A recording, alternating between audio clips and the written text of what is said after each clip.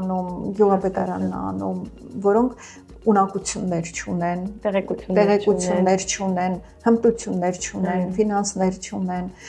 սարքավորումներ չունեն, իսկ մնացածը արդեն գիտեք, որ հիմա մենակ մի հատ վիոլա ունենք, վիոլա ջուր ունենք, որը ոնց ուզում մեզ մատակարարում է, այսպես ասենք։ Ու այդ խողովակների մաշվածությունն էլ, տեսեք, խողովակների մաշվածությունն էլ արդեն, եթե երկաթի խողովակներն են, այնտեղ արդեն ժանգոտում է գնում, քայքայում է գնում, հետո ունենք, որ ասենք խողովակները ծակ են լինում, այդ եթե անընդհատ ջրամատակարարում կա, դա դեռ այդքան էլ սարսափելի չի, բայց երբ որ ջուրը ասենք անջատվում է, օսմոս է ստեղծվում, այդ հողի մեջից ինչ ասես մտնում է խողովակի մեջ, հետո նոր ջուրը որ